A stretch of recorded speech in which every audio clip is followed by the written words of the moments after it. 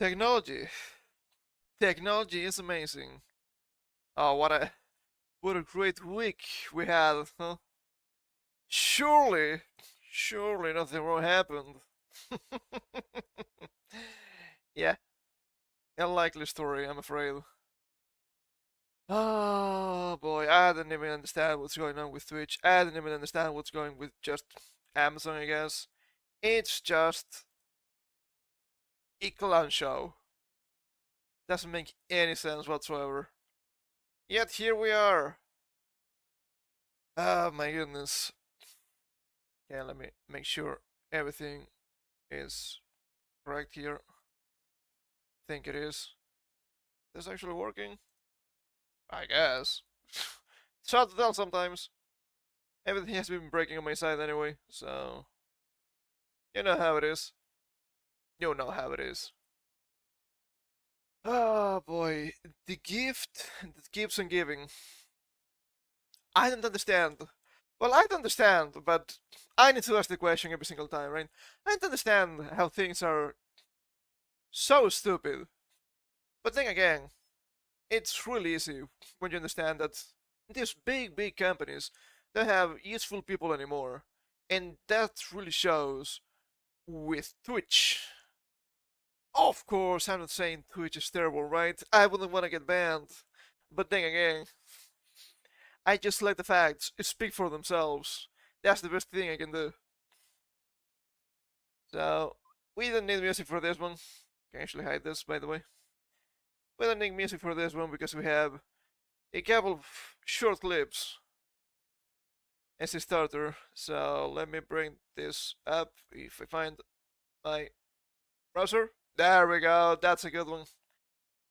So just after I finished the stream last week, we got more things around the TwitchCon thing. Oh boy, not again. Why? I know. Uh, hold up. Actually, I'm missing something here. I think I'm missing a tweet for later. I don't know how that happened. I was sure to bring that up, but I don't think it's here. That's kind of a big problem. Hold up. This doesn't usually happen to me, so please understand. It was supposed to be... Yeah, maybe here. Maybe here's a good point to have it. Maybe after this. Nah, that's probably fine. That's probably fine. It's really important context, because things keep happening. So there we go. We're going back to the tweet. This was just after last Saturday's stream. There was, for some godforsaken reason, some sort of interview between Dan Clancy, the Gunner Man, and Taylor Lorenz, which has become infamous for being not only one of those types of journalists, but also for doxing libs of TikTok. Later, she would claim, "But that was public information." Yes, it was public information after you doxed the woman. That's not good. And this clip is just priceless. It's a little bit over 2 minutes. It's kind of long for me, but please understand. Taylor Rance met up with Dan Clancy and asked about Twitch's safety post every incident, which is... It is hilarious. It do be hilarious to me. So let's get to this. And others. Obviously, we saw one Twitch streamer yesterday, Emaru, get assaulted by a male fan, and a lot of streamers have... I didn't cut that the first time I watched this. A male fan? Okay, Taylor Lorenz, I know exactly who you are. The propaganda's never stopping. Get assaulted by a male fan, and a lot of streamers have, especially female streamers, have talked about, you know, the danger that they feel from these sort of toxic, I guess, parasocial kind of creeps. What do you... Why is she making this into a gender thing? Well, I guess it all makes sense. It is Taylor Lorenz after all. What are you guys doing to prioritize safety? Because I know also a bunch of Twitch content creators said that they were too scared to even come to TwitchCon this year. What are you guys doing to prioritize safety? And it's really hilarious. I think there was a tweet around like last week that said something. It tweet from Twitch, mind you. Safety is our #1 priority. In terms of priority, you don't have any. Because if your first priority was safety, then you don't have priorities. Not only because this happened to Emiru or anything like that, which it's obviously bad and wrong, but just because of the direction of actual security. The guy that actually stopped the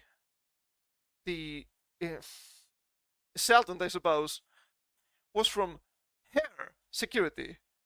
Now Twitch security involved, which is even worse than I expected. On top of that, we have security laughing it off. Oh, I didn't see what happened. Then you think that's a big problem? You absolute buffoon? Because it is. And there have been other problems, but that's for later.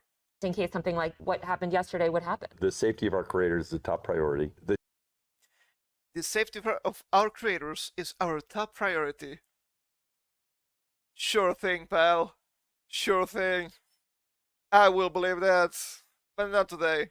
The challenge we face is a challenge in today's society. It's not limited to Twitch. It extends Today's society. I do agree, but for different reasons. Throughout our society. I do think that when you're live streaming, in many ways, since you control your community and you... This is a really interesting part. I'm gonna go back a little bit. When you live stream, you can control your community. Some people have been saying this feels like victim blaming, and I don't think they're wrong. Society, it's not limited to Twitch. It extends throughout our society. I do think that when you're live streaming, in many ways, since you control your community and you can ban people, you can make it so that those people that you don't want engaging with you and participating with you aren't there, okay? You can make so those people you don't want to interact with are not there. Yes, I know. I have to admit, the more I listen to this guy, especially here, the more it seems like he's saying, you know what, you got what you deserve. This is the audience you cultivated, and I don't think that's necessarily true. I don't even know if the guy is an actual audience from Emiru. He might be just a kid, so it wouldn't be the first time. It's very different, you know, when I use other short form content and people say all sorts of stuff, well, I can't stop that. But when I live stream... That's also really interesting, right? When I use short form content and people see something I like, I cannot stop that. That feels to me like plausible deniability. Especially when we've seen all the stupid stuff, like, what was the name again? Aston Piker, the Doggy Striker, said, yeah, good luck with that. They basically don't bother me. Now, what happened yesterday obviously was something that we care deeply about, securing this environment, you know. We care deeply about. That's why they took them a full week to release an official statement. More on that in a little bit. We're looking very closely at everything that happened there, and I care deeply about Emmy. She's a friend of mine, and so I want... If that's a friend of yours, God, I think I'd rather be an enemy, right? At least you know what's gonna happen. That's really bad. See how we can support her. This is just something we have to keep working on. I think everyone identifies our tools in terms of trust and safety as the leaders in the industry about helping creators, but that means there's always more work to be done because that's the world we live in now. There's more work to be done because that's the world we live in now. Yes. Yes, it is. A world full of incompetent people. Oh my god. I agree to disagree. Well, I agree for different reasons. It's not the same, right? I had posted earlier today that I guess this fan was allowed to cross multiple barriers at TwitchCon. Cross multiple barriers. Oh, state lines, something like that. Why should streamers trust Twitch to keep them safe at TwitchCon? Because I feel like simultaneously this has been such a secure event to the point that even like journalists Such a secure event. I wonder if that is true. had struggled. Like, you know, it is very secure, but here's this man that just walks up and is somehow able to bypass all these things. So why should they trust the platform when slip-ups or, you know, issues like this have happened? Why should you trust the platform? That's the point. You shouldn't. Have you seen the stuff that's going on just on twitch.tv? Yes, there's no control. Well, there's no control. Of course, if you're one of the golden boys, nothing will ever happen to you. That's the problem. If you don't belong to the clique, if you're not some of the, I have to say this, the beautiful people, you're screwed. And if it's an IRL event, it's gonna be even worse for obvious reasons. Well, I mean, as you know, I think you toured some of what we do in terms of security. The reality is, even as you do a lot in terms of security in today's world, there are challenges that can present themselves, especially when someone is putting themselves out there. That's really funny. Because it doesn't really feel that you have done anything for security anyway. Right? And so, you know, we try to work very closely with each creator about what they want to do. I'm gonna call BS on that one. And what works for them, right? So I don't want to get into any, you know, specifics or details, but part of that is working with creators and, you know, trying to find them. Right now, we're definitely, you know, ramping it up to make sure creators know that we have the resources there to help them figure out what's right for them. That's absolutely hilarious to me. Because before TwitchCon, they were saying, oh, don't worry about it, we're gonna have huge security. Sure, and then this happened. Wow, imagine my shock. And not I'm not even a dog. That's insane. Also, they keep saying, oh, it was really secure, it was really secure. I'm not sure about that. I've seen many people, especially VTubers, which at the same time kind of fits the purpose, right? If you're a virtual YouTuber or a virtual streamer, are you putting yourself out there as your fleshy bag? It doesn't make a lot of sense. But I get it. It's just networking. It's just trying to see what works and doesn't. I feel like there are better ways to do it. Maybe, maybe not. What do I know? But they had to remove their masks and show themselves so they could go on. And I don't know if that makes a lot of sense, right? When you actually have... I don't really know how it works, to be fair. But if you're a content creator, don't you have like some sort of creator pass? I feel like that's a really easy way to fix it. Maybe I am too trusting in the system. And now that's hilarious, I know. There's hilarious. There's more stuff with VTubers, that's for later. That's for in a little bit. We also have, well, we have Tecton here, which is pretty much what a lot of people feel.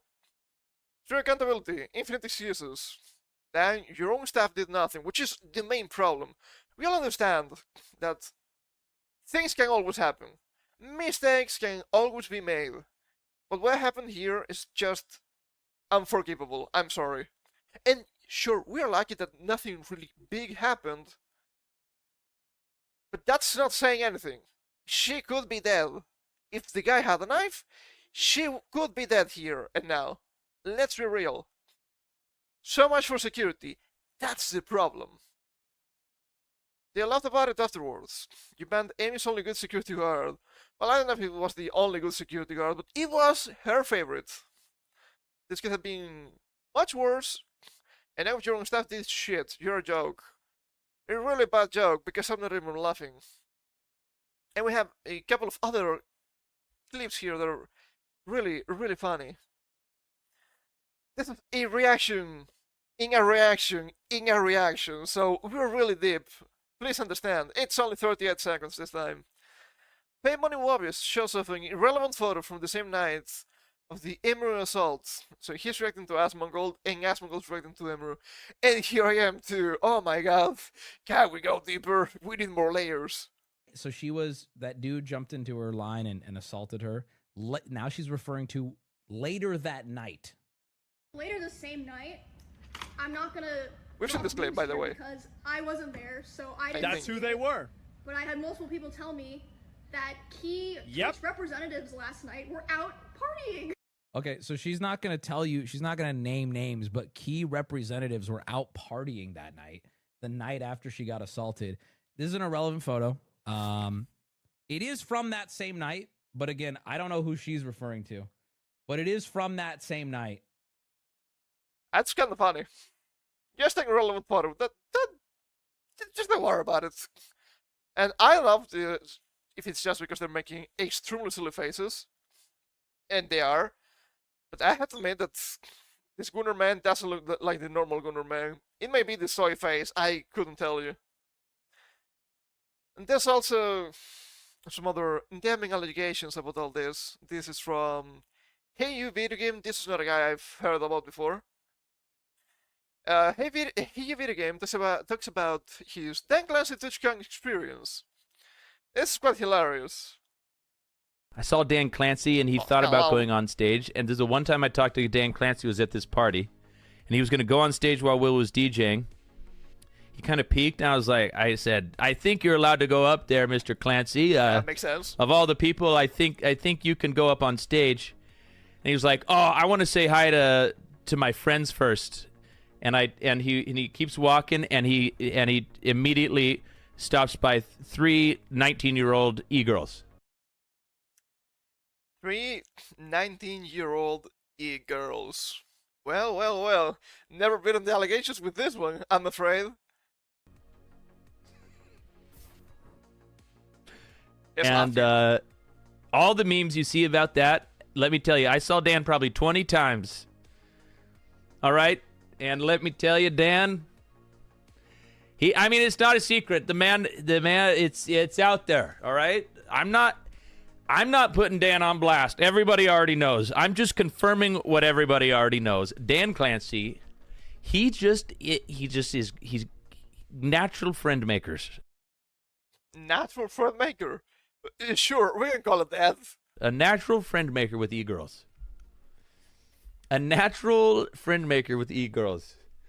Yeah, that was that's what happened, all right?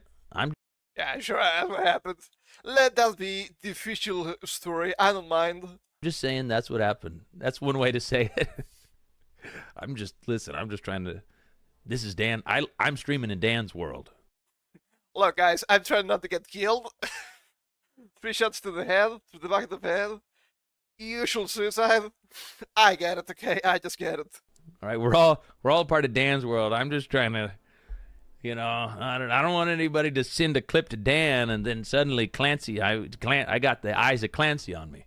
He seems like a really good guy. He just seems to really be into e-girls, which is interesting, very interesting. Dan, don't ban me. I just said it. I just said it's interesting. He said that. It is true. He only said it was interesting. You cannot blame the guy. It is true. It is interesting. And I had to say this. Okay, let's bring in some music. I don't think I have more clips for this. Go to nostalgic Pokemon auto music. Well, been listening to Pokemon a lot recently. I guess it's fine. This might be a little bit too loud. There we go. The thing is, a lot of people have been biting for the guy. Oh, he just has a lot of game. Wouldn't you do the same thing if you were old? The problem's not that he's old. The problem is that he's married. That's not something you should be doing when you're married. I don't care if you're the Gunnar man. You're married. Act like it. I know I'm asking too much. I'm just so idealistic, please understand. So it is clear to all of us that nobody cares. Nobody cares about Twitch, nobody cares about TwitchCon, nobody cares about literally anything at this point in time. They just care about, I don't know, their own clout, their own benefit, whatever that is. And if there's any time left, maybe their friends or the people they like. Because it keeps happening. This is from Henny the Genius. She has not been the only one. I've also seen similar tweets from, I think the guy's name is K9 Kuro, and also Chibidoki. Unfortunately, due to miscommunication or misunderstanding, any gifts or presents given to my meet and greet staff were disposed of by the venue staff. I'm very sorry for anyone who gave me a gift, Dio. I'm not think this also happened to Aramis. I'm not sure. I'm not sure. I know she was complaining, but I don't know if she was doing a meet and greet. She probably did, right? But I don't want to say if I'm not sure. Another one, they did Chibitaki as well. Yep. Yep, it keeps happening. And this is somehow hilarious. How do you have such a miscommunication or misunderstanding? You see a bunch of gifts and presents, and you're like, of course, we need to dispose of this. I don't think that's what's going on. As some people have mentioned, and I do believe there have been some, at least, accusations of such, that the staff were just pocketing the gifts, which is utterly disgusting. There's no other way of saying so. And after all of this, disaster after disaster, because you can never win with Twitch, what is the actual response from Twitch? Well, a full week later, we have an official response from Twitch. From Dan Clancy to Gunnar Man here. Okay, I think this is a little bit too low now. I feel like I'm being baked with the music. That's never good. That shouldn't be happening to me. So, what is Dan Clancy the Gunnar Man saying? First, I want to be upfront and take accountability for the security incident that occurred during Emir's meet and greet. Take accountability. Feels like lip service to me. We'll see. It shouldn't have happened, and we take that very seriously. I don't think you do. Because how serious is just a 30-day ban from the platform? It's not really that serious. When, I don't know, Shanda got the same amount of ban period for showing vtuber feet on stream. I can get over that still, and I'm not even a fan of her. It's just insanity. We mismanaged our communications about the incident, and then closed the comments I made. I apologize to Emeru for all that took place. You can keep apologizing all you want, but nothing gets better. So, I do believe there are just empty words. What are we doing moving forward? For meet and greets, we began a complete analysis of the incident that took place. The guy just walked in. You don't need a lot of analysis, I'm afraid. It's not an evil mastermind. It'd be fun if that was the case. It's really sad when it's not. As well as other issues that came to our attention after TwitchCon concluded.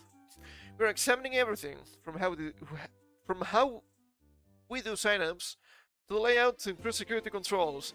This is a big problem. Because you were assuring everybody that this was already a thing on TwitchCon. Increased security should have been a thing, but it wasn't. Because this TwitchCon has been arguably worse than the last. And it's only because people are getting more bold. So, yeah, no security, and not even the little bit of the intention of actually having something that is... something that actually works a little bit. I don't know how to explain this better. But this Kong? Yes. An actual Kong man, I suppose. I don't know, I don't like it. I don't like it. They just keep lying to you. We're also doing a comprehensive review of overall event safety and security. And we'll be making updates for future TwitchCons. I don't think this is bad, necessarily, if you actually do it. Thing is, this should happen every single time, just in case. Every TwitchCon should be more secure than the last. That's not happening. It's happening the opposite. That's not good. While we won't be sharing all security updates for privacy and safety reasons, sure I guess, we will keep our community informed about changes that directly impact attendees. Sure I guess, but I would like to actually see some changes for once, some good changes.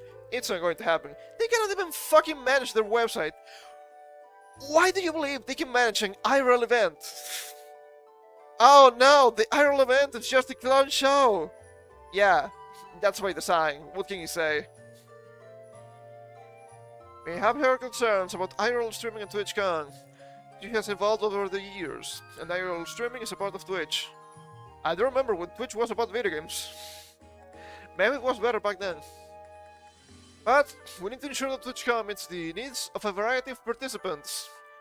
We will be reviewing how we handle IRL streaming at TwitchCon, and we will have more to share soon. Not that I care too much about TwitchCon or anything, I just want to shit on Twitch because it's really easy and they deserve it. But I haven't really seen anybody complaining about IRL streaming at TwitchCon. If anything, what I've heard was that nobody was streaming at TwitchCon. That was said by Pipkin Pippa the other day, and I don't think she would be lying to me. That doesn't mean she is right, anyway, but... Yeah, that's the only thing I heard about IRL streaming, or streaming at TwitchCon. That being not a thing, which is probably not a good look anyway. Finally, we got clear feedback on accessibility across the event. Accessibility. We're reviewing with our teams, including our production and venue staff, so that we're better equipped for future events. Well, they're right about something. It do be lame. You put a lot of trust in you put a lot of trust in us by attending TwitchCon. At this point, if you do, you might be stupid. What can you say? You never learn, do you? And we take our responsibility to keep you safe seriously. No, you fucking don't. No, you fucking don't. Oh, 30-day ban. Surely that's good enough. Lamau. We know that TwitchCon means a lot to a lot of people. It means a lot to us. Be on the lookout for more updates, and thanks for being a part of Twitch. Dan Clancy. Here we have Rev. TikTok, motherfucker. Oh my god. Sab is just laughing here. Bro, it is year after year. Your young staff are predators. Even after my issues. Things never change. Yeah, there have been also some really strange allegations about the Twitch staff, which it shouldn't be surprising at this point in time, I don't think. If anything, it's hilarious that it keeps happening. And when you say hilarious, I don't actually mean it's funny. I just laugh in an evil way. I guess some sort of catharsis. That's maybe not the best way of putting that. What's more hilarious about this, and we can actually get a tackle out of this one, is this. Vampire Nation. Twitch CEO Dan Clancy apologizes for any result at TwitchCon 2025. AI detector. 76% of your text. TwitchCon security incident. Show signs of AI generation. To be fair, these AI detectors make a lot of mistakes. So I don't know if this is even true or not. I'm not going to say, oh, it's obvious it's AI. No, I mean, if you take a look at the text, it seems to be quite... I'd say this. PR is fake, right? Like, cookie cutter apology, which it was to be expected to have nothing better than this. But it is funny. It is funny to have this, right? It's just a funny chuckle. And there's also this kind of long tweet, which I think it's pretty interesting because it shows what the fuck is actually going on with Twitch. Because we think Twitch is actually big and important. Nah, not really. Not really.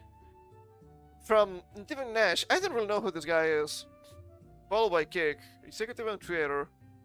Did MCU Sports and Branding Agency CEO, studied marketing tech and content creation ideas in the new media world. I don't know. Feels like a bunch of slop here. This guy might... I think he probably knows way more about the business than I do. So... And here's some of actual data. I don't think this is wrong. They're just making the rounds again for incompetent decision making, and if you've ever wondered, why isn't Twitch fixing this? This thread is for you. Let's clear up some misconceptions and have an honest conversation about where the company is at. It's fucked. That's the TLDR. They're just fucked. The biggest reason you see Twitch in the state is simply that the company is a guard of its former self. Which is not wrong. Twitch is run as a demo product for IVS, the Twitch architecture that they sell to companies like Kick that want to build their own streaming service.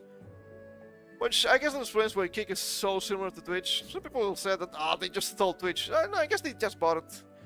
They appear to have infinite Gamba money after all. It's not that Kick is not helpful, I'm afraid. I do wish Kick was better.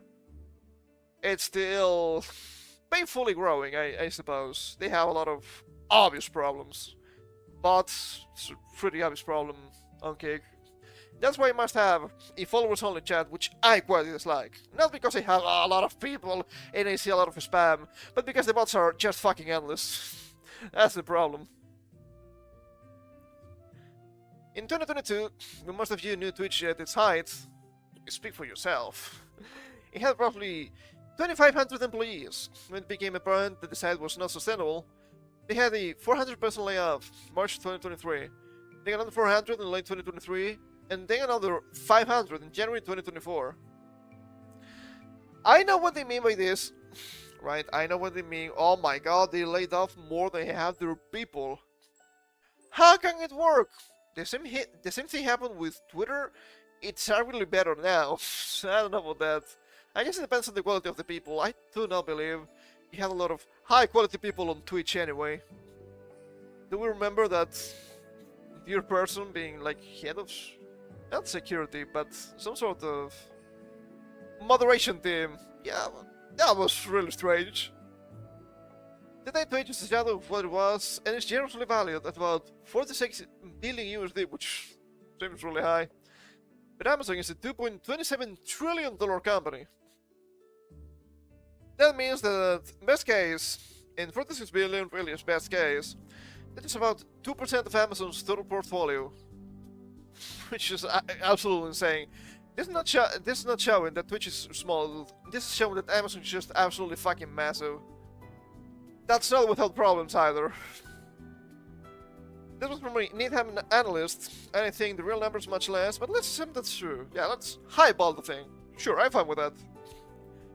It's only mentioned a handful of times in earnings calls and financial disclosures, and never on its own. In 10 years, Twitch has come up in Amazon public reports 4 times, which is not a whole lot. 4 were in Q1 earnings call in 2021, and the Q1 earnings call in 2024. 2021 Q1 probably because of the coup, they probably saw a huge spike in revenue, because a lot of people were home, and when you're home, what are you gonna do? Watch TV, or the people TV. It makes sense.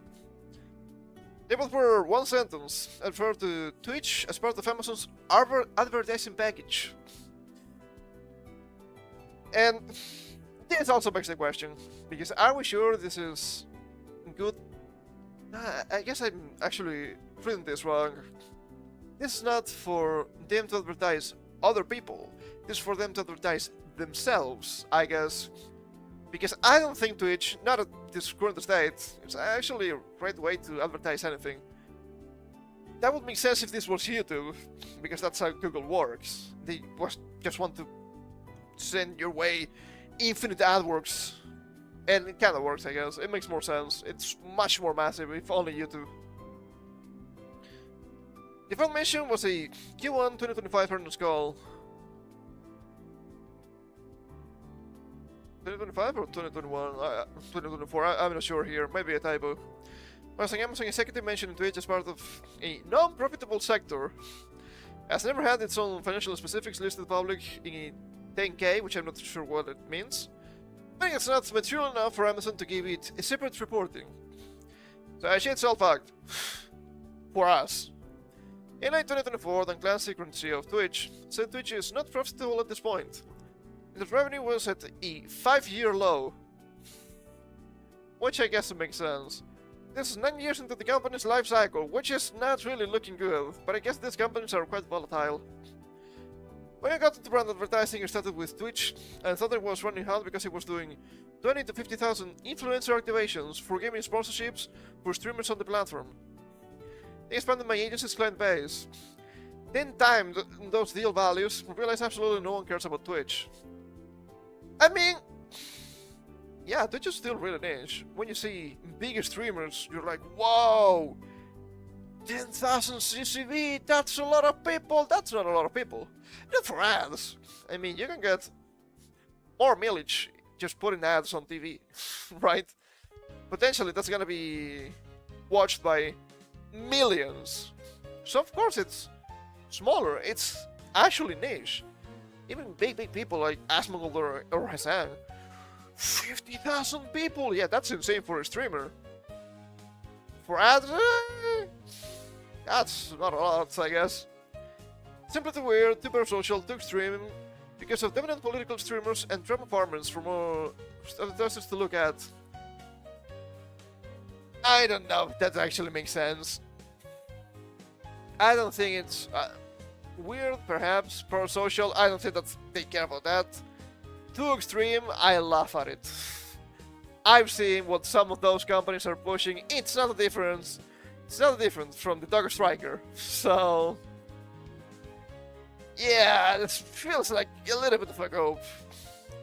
You're a non-gaming brand, it is a joke to advertise on Twitch. And it's because of Twitch's direct choices to platform the types of streamers.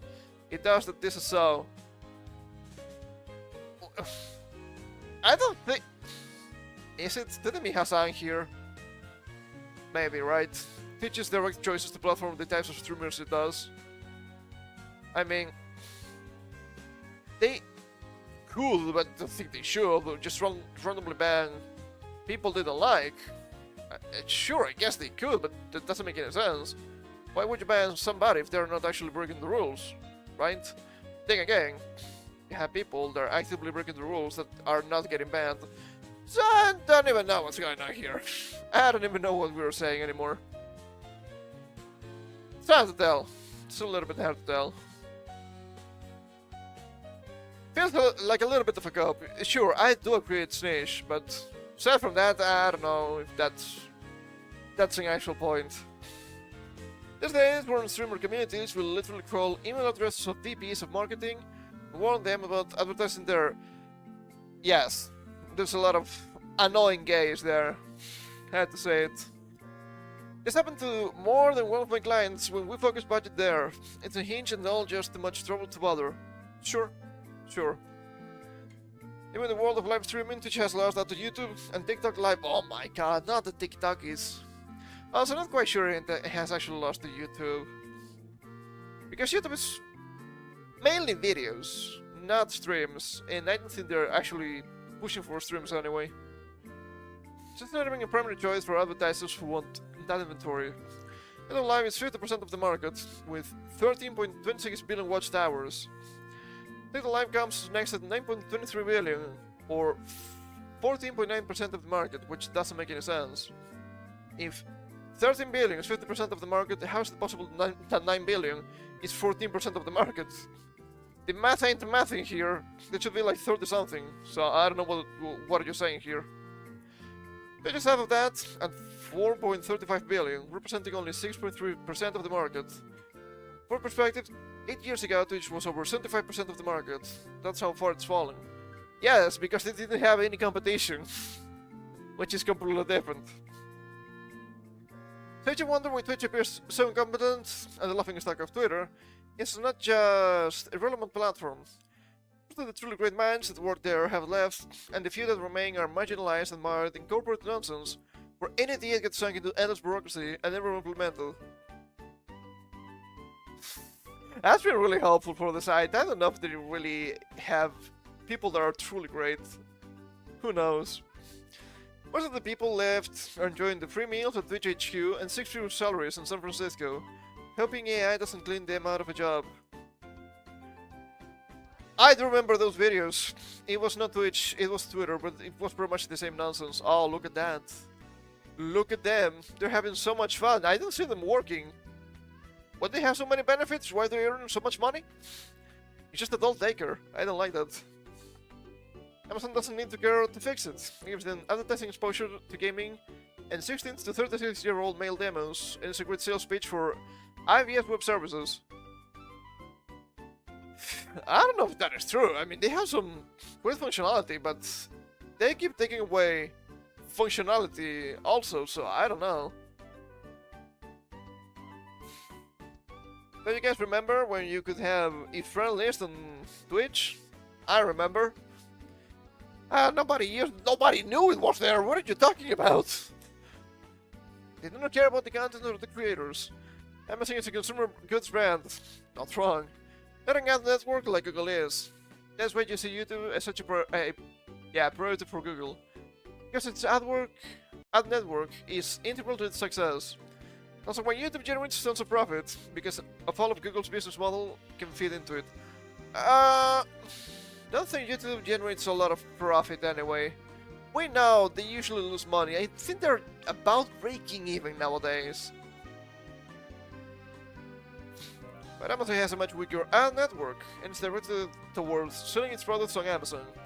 It was never, and it will never be, a content brand. They just don't care about that. That's not the great excuse of, they just can keep pushing their narrative, so...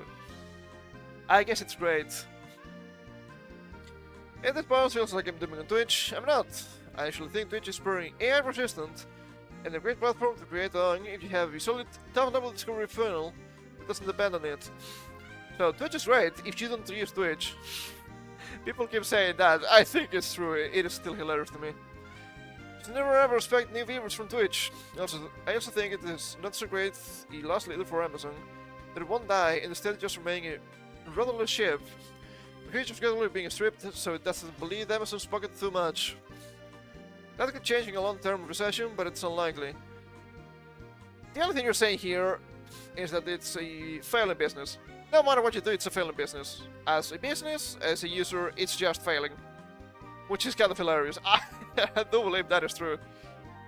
I still love the platform and watch it every day. Also the OG gaming creators like Lyric and Carnage, which I don't know about anything.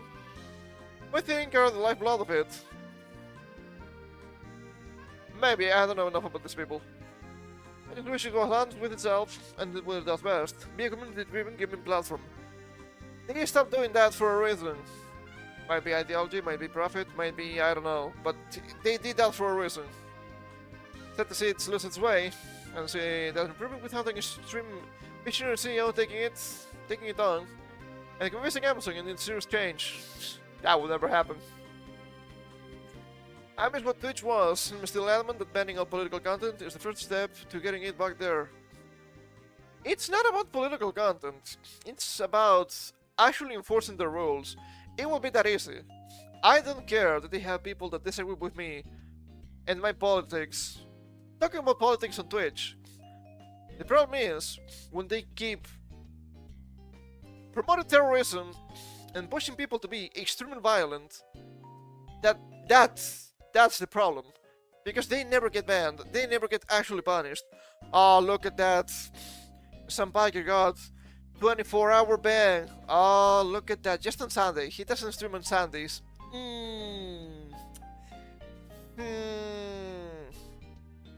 Yeah, about that. Yeah, I don't know about that.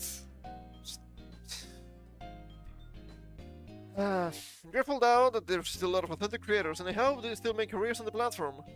I bet they are wise enough to diversify. Don't just stream on Twitch. That's just a mistake. But if you've ever wondered why nothing seems to change, and they make mistakes after mistake, that's why it's sometimes funny to witness how hilariously bad they mess stuff up. But it's unfortunate in that it negatively impacts a lot of lives, both creators and users. I hope it changes, but I wouldn't hold your breath. Was on another tweet, I think it was from Legal Mindset, I don't have it on tap, that mentions something about, yeah, do not expect Jeff Bezos to do anything about this, because Jeff Bezos doesn't really care at all. He is too worried about having a rocket measuring contest with Elon Musk the Rocket Man, which is hilarious. Now hilarious in a really bad way. So there's no fixing this unless you get the government in. And I hope that happens, because that has to happen.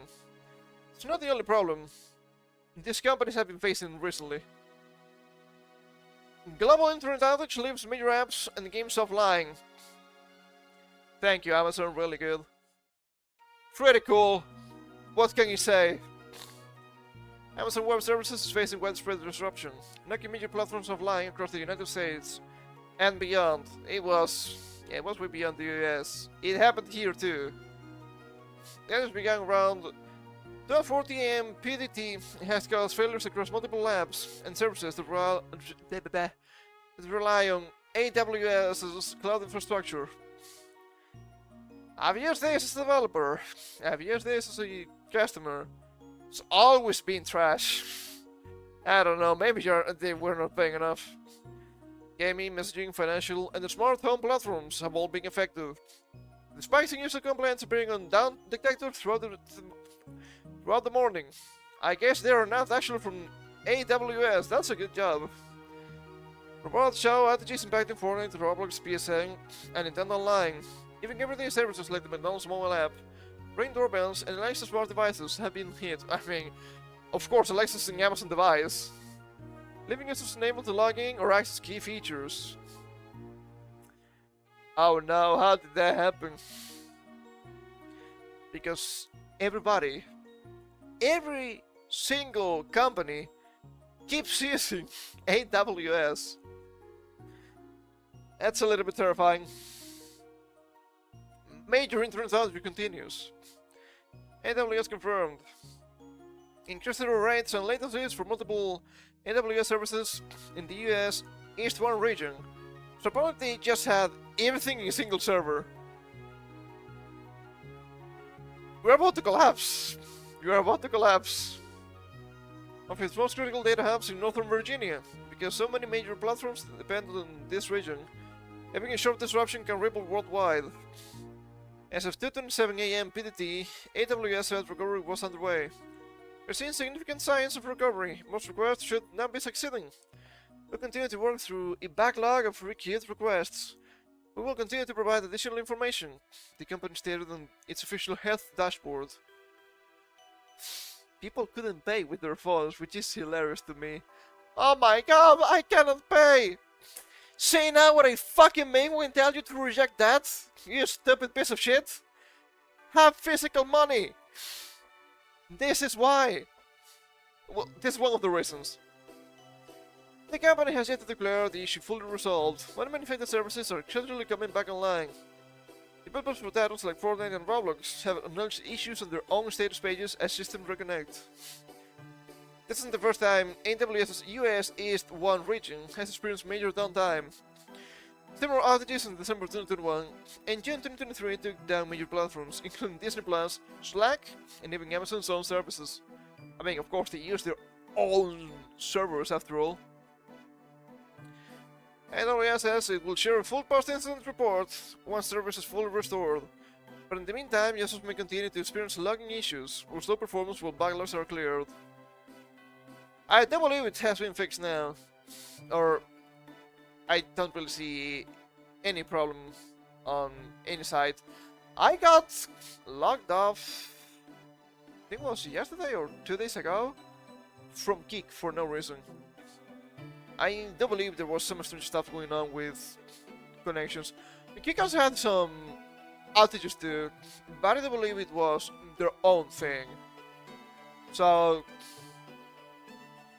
yeah, can't say it was this thing. But there's even something more hilarious about this. AWS crash costs $2,000 smart beds to overheat and get the stock up right. Guys, why do we have internet on everything? Why do you have your mattress or your bed connected to the internet? It's insanity. Why would you do that? It doesn't make any sense. Am I crazy? I don't think I am. What is going on? Congratulations. Now, all of China knows when you're fucking your wife. What kind of fucking world are we living in? See, this is the cyberpunk dystopia without the cool stuff.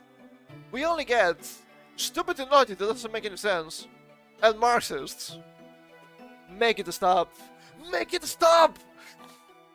A major Amazon Web Services AWS outage on October 20th had the unexpected side effect of causing chaos in bedrooms across the US. And not in a funny way. Descendants of 8 Sleep's 2,000 plus used the pod mattress covers. Not even the mattress, just a fucking cover? Nah, that doesn't make any sense. Has to be the actual mattress because it, like, bends. Found the smart beds have no flying mode and were stuck at high temperatures, not positions in the night. You fucking people. No, you couldn't just buy a normal mattress. It had to be a really expensive mattress connected to the internet. You know what? You get what you fucking deserve. The attacks began around 3 AM ET, when AWS reported increased error rates and latencies in its US East 1 region. By mid-morning, the detector had logged more than 8 million reports of disruptions affecting apps, games, and banking platforms. And the sleep products rely on cloud connectivity to control temperature and track biometric data. Ah, Jesus fucking Christ. I was only joking. But no. Now all of China knows when you're fucking the wife. Congrats. They also know they're only a 2-pump chump. I think that's how they call them.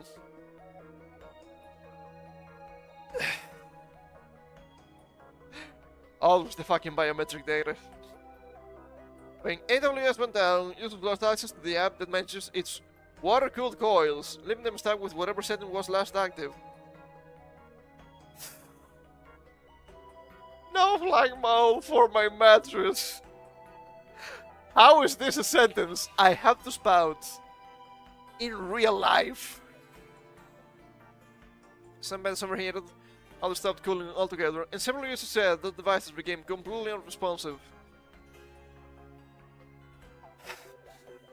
See? Say what I mean when you say I just want to live in a cave. I've seen a lot of memes around thanks to this, right? The people that I like technology, oh my god, everything is so smart at home. The people that know technology. I don't have really any electronics, I just have a printer. And in case it acts up, it has a Glock next to it so I can shoot it. That's me, but without a Glock, we cannot get those here. It's really difficult to get those here, I should say, I guess. Do not get those clunkers near me, okay? I don't like them. I have a tweet here from Matteo Franceschetti? Not quite sure, it's Italian. My Italian knowledge is quite limited. The AWS outage has impacted some of our users since last night, disrupting their sleep. That's not the experience we want to provide, and I want to apologize for it. Are you creatures making an offline mode list? Currently outage proofing your bot experience that we will be working tonight 24/7 until that is done.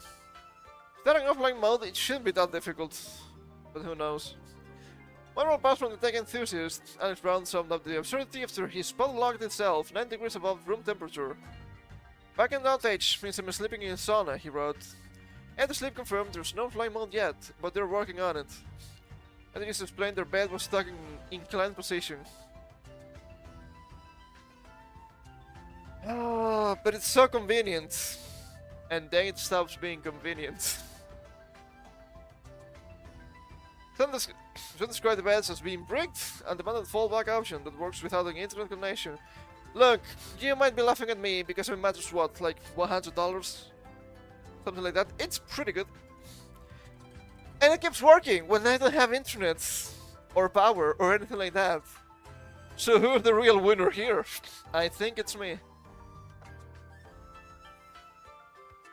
The company has previously faced criticism over security flaws. Yeah, no fucking wonder. Including a 2024 report found exposed AWS keys could have allowed remote access to customer devices. Which is, yeah, it's a safety concern, that's for sure. AWS said normal operations were restored by around 6 AM ET, with most affected services back online soon after. Matteo Franceschetti said, we'll work the whole night, plus 24/7 to build an outage mode, so the problem will be fixed extremely quickly. Insane. Insane that this is happening. Insane that this is happening. 50 years from now, if I'm still alive, and I have not been cancelled or killed for my revolutionary ideas or been jailed for posting memes on the internet, will be laughing at this still. Not just these people, obviously also these people, but how this shit keeps happening. Oh, the technology. Oh, the technology. I can't wait to read about the actual first brain implant on humans and how it's obviously going to backfire. I just cannot wait. It's gonna be delicious. But before the time comes, we actually have some good news. The gamer website suffers widespread editorial layoffs. It's the latest in a series of job losses across the games media. You get what you fucking deserve, you pieces of shit. I don't like games journalists. And you shouldn't either. Propagandists, all of them. Video game website The Gamer has suffered widespread layoffs. According to former staff. On Wednesday, several former members of the site's editorial teams took to social media to announce that they've been laid off. According to multiple former employees speaking anonymously to VGC, the site, the competitive system for Pokemon, and those session teams have been decimated. Do you even know what decimated means? I don't think you do. That's only 10%. The same root as decimal. It's just percent off. It's not as brave as it looks, but back in the day it was enough to win wars. According to that, still at the outlets, the game will continue in a slimmed down form. To those who remain unclear on how that will manifest. According to staff who spoke to VGC, these layoffs have been expected, but the scale has surprised those still at the site. What did you expect when you keep saying stupid fucking bullshit? VGC has reached out to Valnet for comment. The gamer was founded in 2017. That's kind of a red flag, in my opinion. The game's parent company, Valnet, is also being behind Open Critic, Game Rant, and as of earlier this year, Polygon. Now you understand why I keep mixing the gamer and Gamer Rant. They are literally the same absolute buffoonery. Features lead Jade Kane to Twitter to confirm that her entire team had been let go as part of the reshuffle of the site. Valnet unfortunately let go of the entire The Gamer Features team today alongside several other staff members. Many incredibly talented and hardworking writers I've had the pleasure of working with over the past several years. If they're so talented, why have they been fired? I wonder why. Of course, they're never gonna say, oh, they're just absolute trash. That's the kind of thing I would say. But I'm not a good example of working in a team, anyway. Here's that to Rhiannon Viven. Oh, of course it's Blue Sky. Of course the watermelon flag. Who remains at the side at the time of writing, right on Blue Sky. The gamer is losing so much talent today, it breaks my heart. Talent? Nowhere to be seen. On personal and professional level, I cannot put the last into words. I can. I hope that's enough. Even being laid off today is incredible and would be an asset to your team. Yeah, said, do not open that thing. I don't want to open the pedophile site. They have jumped through more hoops than you can imagine. Hire them. No. The Jablazos are the latest in what has been a difficult period for games media. I wonder why. In May, Pepper Rattle Polygon was sold to Valnet, which resulted in many staff, including the editor-in-chief, Chris Plante, losing their jobs. Also May, cult favorite video game outlet Giant Bomb faced significant staff departures as part of a dispute with its then owner, Fandom. Oh my god, I don't like any of the words spotted here. Not even off, and not even in. Not in this context. Following this, the site staff purchased the brand from Fandom and has persevered with the fan-supported model. Other leading publications such as IGN and Gamer Network, which owns sites like Eurogamer, GamesIndustry.biz, and VG247 have also experienced job losses in the past year. Total gamer wing. Not the sides, but the people. It's the will of the people. I feel like I'm more and more channeling the Central Arts and parody, mate. What do they mean by that? I don't know what's going on. And now you might be thinking, are we sure they are so wrong? Are we sure they are this bad? You know what? Fuck you. Yes, they are. From base player, I don't know you're that based. Gamer earned these layoffs. Stop using mods to make female characters prettier. You cannot tell me what to do. You're not my real Chinese government. Yet. I am personally going to force game companies to put in all the stuff you hate. Why is it surprising when they hate the quote-unquote gamers and they keep antagonizing the quote-unquote gamers? Of course that's going to happen. It's inevitable. It's unavoidable. It's gonna happen sooner or later. Is this surprising? No, it's not. So, eat shit. That's what you get now. And of course, it's not just the gamer. More than 1,200 games journalists have left the media in the last 2 years. That's not enough. Get every single one of them. And the press engine data, the global pool of games journalists has shrunk by 25%. Not enough! I need more. More than 1,200 video game journalists have left the media in the past 2 years and haven't returned to the industry, it's claimed. Never come back. We don't want you here. Propagandists.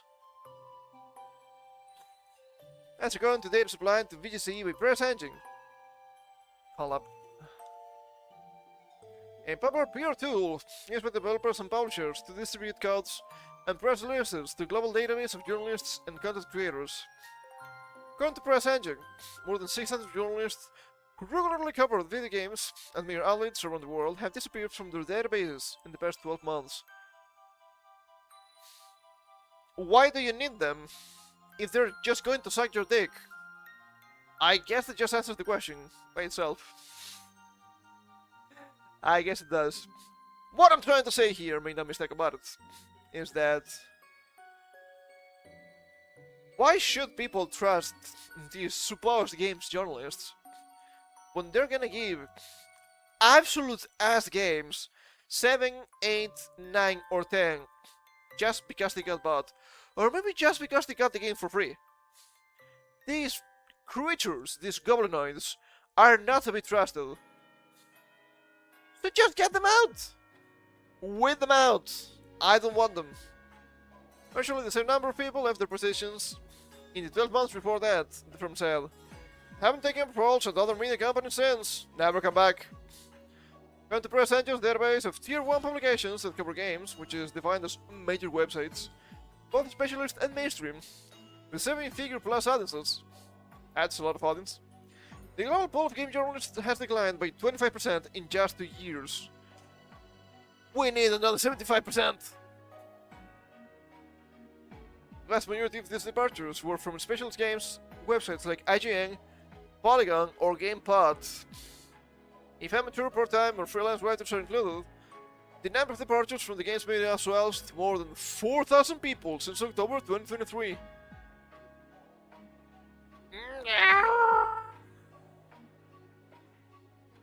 It's a victory stream. Or something. Get them out! Things are changing, and you're not going to like it here. The figures highlight a significant drop in the number of people writing about video games, either because they've chosen to change professions or being affected by the wave of redundancies that have hit most major game publications since the pandemic. It's from 2023, it's not the pandemic. It's that people are just tired of your useless dribble. Finally. Finally people are waking up. You love to see it.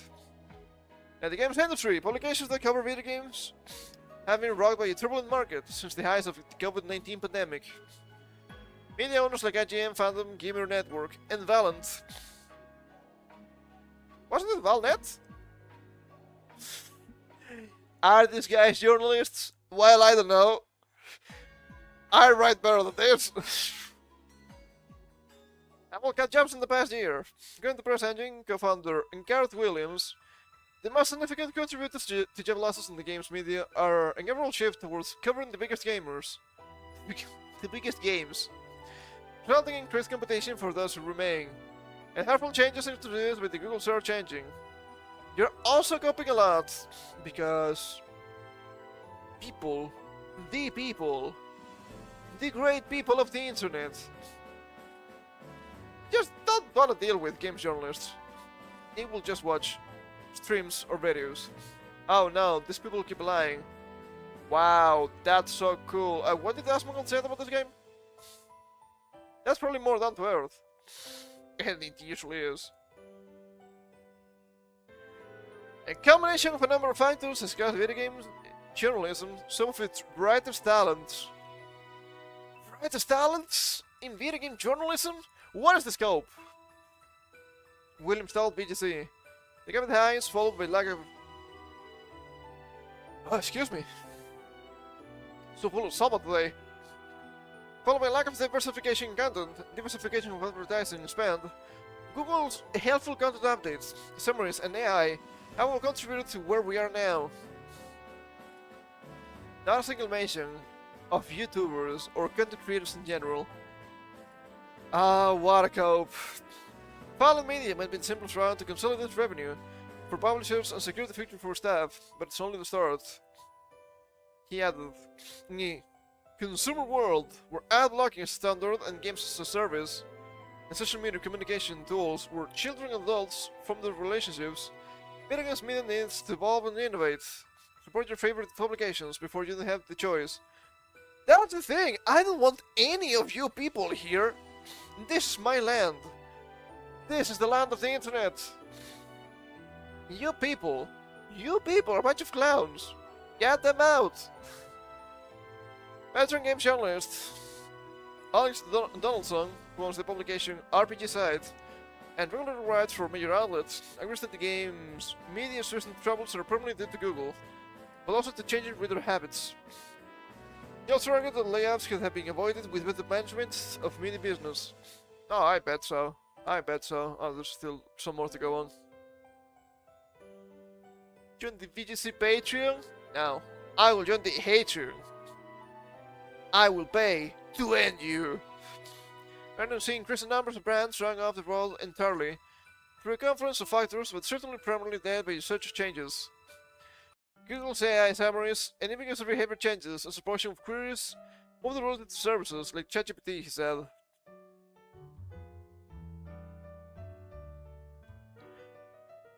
I know what you mean. But I know what you mean. But at the same time, if people rather go to AI instead of you, especially if we were talking about what should be your readers, that means you made a huge mistake. Because you didn't create an actual reader base. That's a problem. People just don't trust you. And once again, why would they? It doesn't make any sense to me. That's the current state we are in. People just don't trust you. You cannot blame me for that. It is not by my hand. Expectation is that games media will continue to shrink for at least the next 12 months. And the earthquake has aftershocks, and I'm currently not even convinced that we've hit the grip of the big earthquake yet. This might be the 4 shocks. For quality games media, I continue to believe that the best form of stability is dedicated to printed bases to remove reliance on funds and a hybrid of direct student funding and advertisements. The problem with advertisements is it's so excessive. Oh, look, this website, 60% of the website is just ads. They're so intrusive. Oh, but we need the money. You need to make a website that people want to check first, before wanting to add the ads. People want to keep reading quality content from full-time professionals, they need to support it or release it. That's never been more critical than now. People are choosing to lose it for a reason. They also continued. Although to be clear, this isn't all on demand in freedom support. In a significant proportion of the losses the game's media has suffered, I strongly feel they have been avoided with better management, clarity, and more realistic expectations on the part of proprietors. Even this week, we've seen talented people with high work output laid off by a larger part that doesn't seem to have a solid strategy. That's also going to happen. The best protection against these sorts of losses for the media at large is a healthy slate of true independent outlets not beholden to such parents. Supporting those is particularly vital. That's the problem. That's the problem. That's not really a thing. Not because, they have parent companies. Of course they do. That's normal. That's not what I'm saying. What I'm trying to say here is that you don't truly represent independent thought. What you're showing most of the time is just shilling. People don't like shilling. People don't really care about shilling. Oh, look at that. These fucking idiots are selling me some more slop. Wow, what a shocker. Why do we know this? Because they're bought by the big company. Even though the guy is not a journalist, that also happens with content creators. It was really funny, that screenshot that's been running around this past week on Twitter.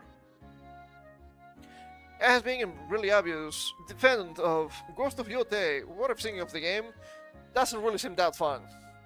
It's not even about, oh look at that Ghost of dual wielding woman, which, let's be real, you have a dual wielder on the Sengoku period, and it's not Musashi.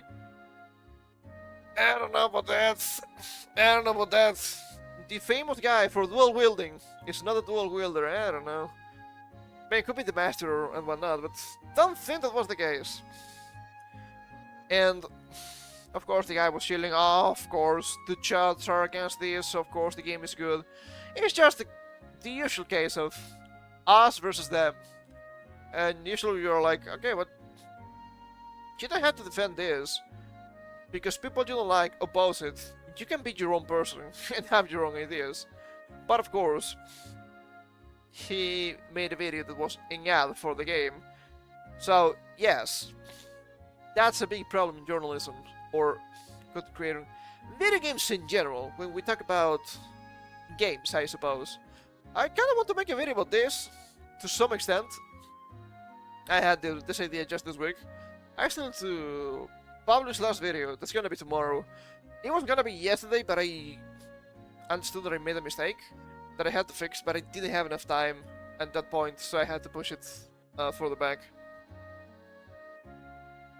What I'm trying to say here is that a lot of sellouts, which is a big problem, because of course, from, at least traditionally speaking, from a journalist, even if they have their own biases, because of course they're human still, allegedly, you would expect facts, you would expect actual information, you would expect things as they are, not just, oh, it's fine guys, it's beautiful, it's incredible, and then you get to the product and you're like, what is this fucking shit, right?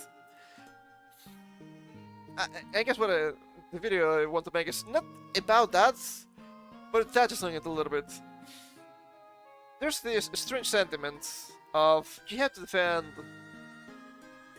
to the end, to the bitter end, the games, even when they're not good, just because of the company. That doesn't make any sense. I guess it's really obvious why they do it, because they're actually getting paid by said companies.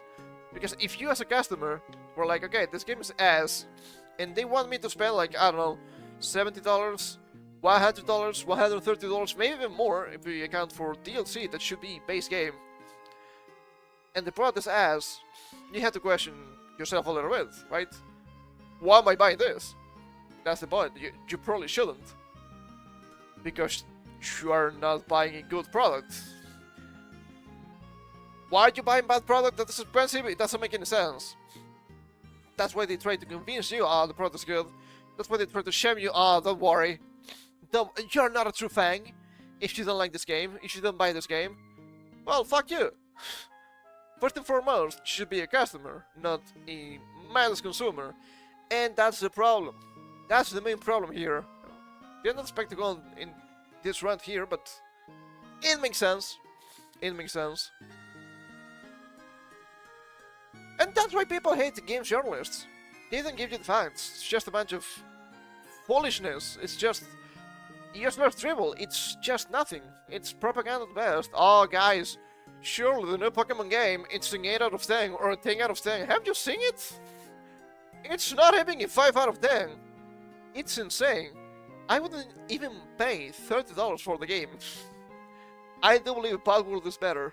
If we count the DLC, take into account AP, maybe $30. That game is what? A good day, a 3 out of 10? Yeah, it's not good. Looks like ass, plays like ass, and even the music is just ass. There's nothing good. It's just nothing good. So incongruent, it's absolutely crazy.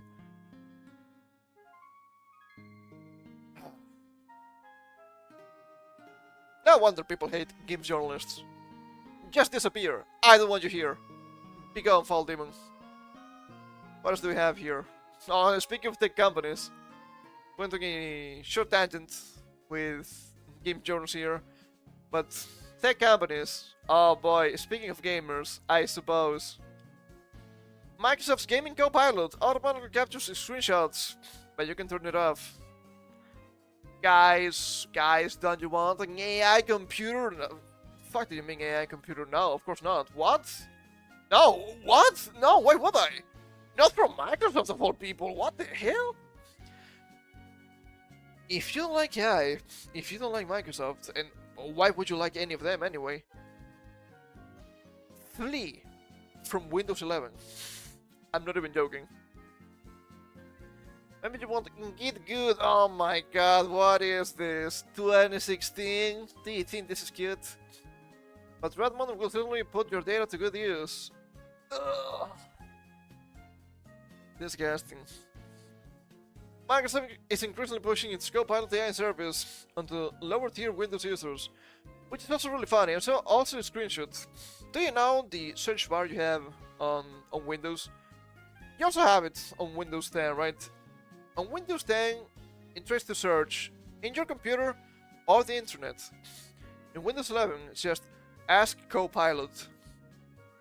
You will enjoy the AI. Or else. Well, I get the or else. I'd rather use Linux. I will need to move to Linux at some point. It's gonna be really annoying, but I will have to do it. The company aims to help gamers with gaming Copilot. Help gamers! Oh boy, I need to push that video out. It's so important. But the tool may raise privacy concerns by capturing screenshots during gaming sessions. I mean, why are we surprised? We know this is a thing. We know Windows 11 keeps taking screenshots of your whole system. That's a huge security breach on its own. It's kind of funny. And now all of China knows why you're gooning. Why wouldn't you, I guess? Microsoft appears to be capturing large numbers of screenshots through gaming copilots, extracting text from them and using the data to further train its AI models. Users recently discovered the potential breach of both privacy and trust related to the Copilot tool, which is now automatically installed on Windows 11 PCs alongside the latest OS updates. That's really funny. A potential breach of both privacy and trust. That's not a mistake. That is by design. That was always the whole point. Maybe now you understand why the updates to Windows 10 and Windows 11 were just free. Oh wow! You had to pay for this and now it's free? That's so generous. That means you're the product. They're using you to train their AIs. Quite literally. You're nothing more... You're nothing more than cattle to them. Congrats. A recent reform user named Red Bull Cola discovered what Gaming Copilot was doing by analyzing network traffic from his system. According to his findings, the chatbot was sending almost all of his activity to Microsoft. Woo!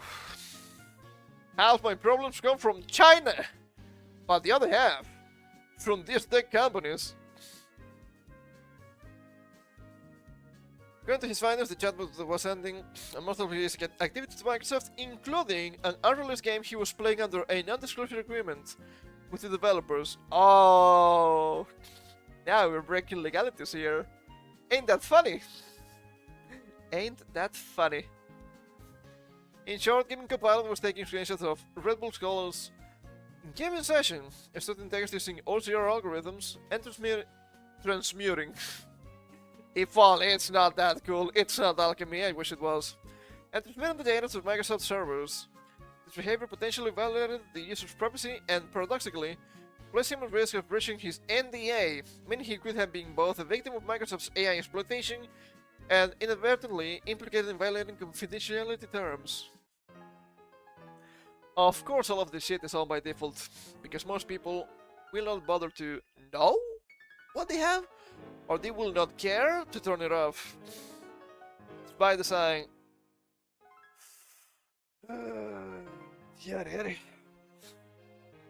And surprisingly, the automatic screenshot feature is enabled by default, according to the Red Bull Cola, but it can be disabled through the Gaming Copilot settings in the Xbox game bar. Do you wanna bet this goes back on with updates? At least with some of them. I'm not a betting man, but ooh, it's really tempted to bet on that one. Microsoft introduced the Copilot for Gaming service earlier this year, promoting it as an intelligent assistant that could help players improve performance with tips, narrated walkthroughs, and more. Will people stop selling their asses for convenience? I wish. I wish that was the case. However, Microsoft did not disclose to Red Bull Cola or any users, of course they wouldn't, that the service would collect the screenshots and other data to improve its AI models. I mean, I think that's implied. Right? Enable screenshots. Experimental. Allow Copilot to use screenshots from active gameplay to understand what's happening and provide more precise help. Setting as part of an error preview and main change. They don't mention directly they're using this to train AI, but they say it's to allow Copilot to understand what's happening, provide more precise help. That is training the AI with information. I just don't understand. What did you expect? I guess people are really stupid nowadays. They cannot read between lines. That's kind of sad. However, Microsoft did not disclose, yada yada yada. On some may view this as a minor privacy concern, it could also draw scrutiny from EU authorities under GDPR regulations. EU regulations, they're so useful, if only they actually worked. As their users are not debating whether Microsoft is using Gaming Copilot data to train AI models or merely to enhance the service.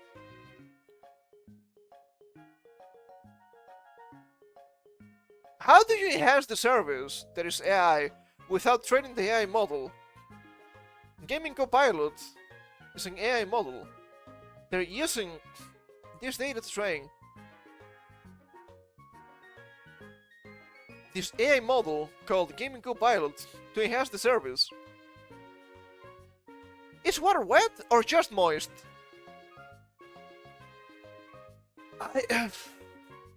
Human stupidity has no limits.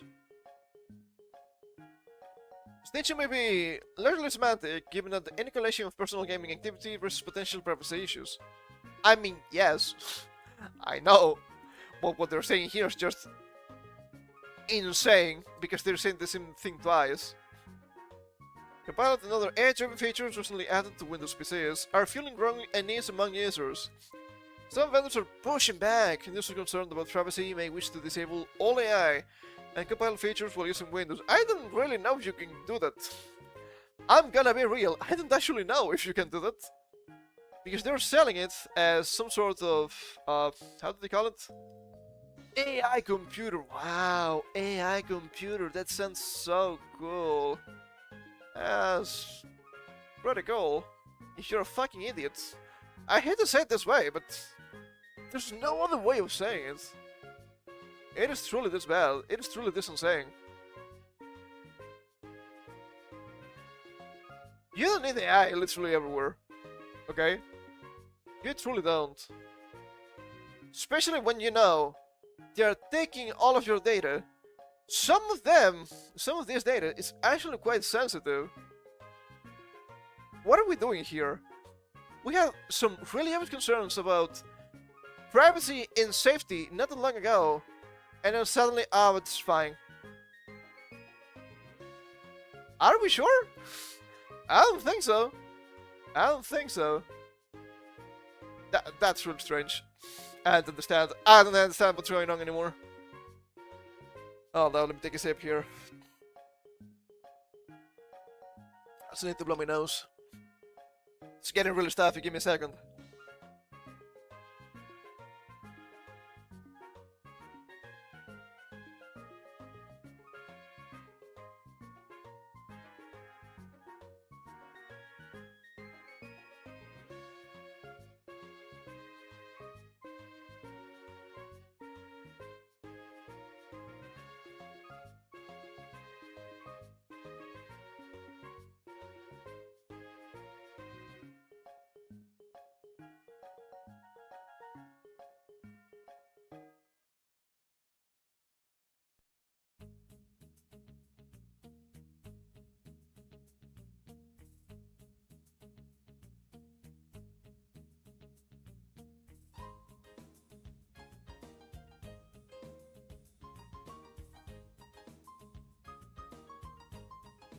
AI computer. Cool. And just wait until you say a no world, or you express some strange ideas that might not be aligned with the company, and suddenly you don't get access to your own computer that you paid for. It's cool, isn't it? That's cool, isn't it? Oh, China, China, China. Everything just reminds me of you. I wonder why. I wonder why. I could say, speaking of China, let's talk about the UK. But I want to keep talking about tech companies for a little bit further. Just a little bit. Oh god. Think about Razer, the PC gamer, not the gamer, okay? It's not that bad, hold up. Is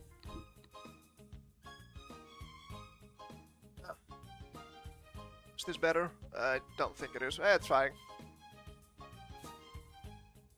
I think it clogged a little bit my left ear. It's fine.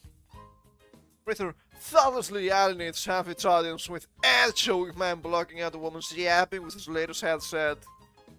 The ad is still live. Women be yapping, am I right, fellas? Let it be known, I'm no Razer fan. I always had trouble with her mice. I don't believe, hold up.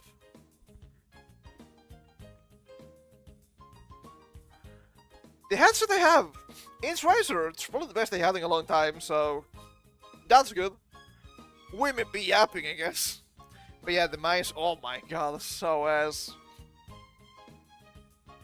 I'm not the biggest fan, but I'm not going to chastise them for trying to be funny, okay? Trying to be funny on the internet. In the current year, how dare you? Women make up a large part of the gaming masses. 48% according to recent analysis. Yes. Playing Candy Crush and the likes. It's not a meme, it's real. We've seen the data. It's just trashy phone games. There's nothing wrong with playing those. Excuse me. But do not act as if they are the main target audience for gamer products, okay? Do not kid yourself. And Razer's a popular brand among women. You didn't know they made dildos too. Wow, you cannot say that. Yeah, I know. They're also gay guys. Come on. The company even tailors products to women. Or they advertise to women, in which appear to sell well among women. Please say women a little bit more. I haven't drunk enough today. It's quite surprising to see the company deploying advert that plays on a sensitive stereotype of women. How many women have we said? 15? 25? Women be happy, holy moly. Jacob Ridley, it was not a woman. What a shame, that would be funny, but no. Here's how the ad plays out. A woman and a man are sitting on a sofa. The woman is speaking to the man. The man is holding a controller and wearing a gaming headset. The man reaches for his headset to turn on active noise cancellation, ANC. The audio of the woman's voice ceases and the man continues to play his game. The next shot is the same pair walking down a corridor. Once again, the woman's voice mostly muted. In the game, the same skate the game while the pair are sat in gaming chairs. Even women know. Women yap a lot, come on. What's this has? I literally don't know why you're still trying to like.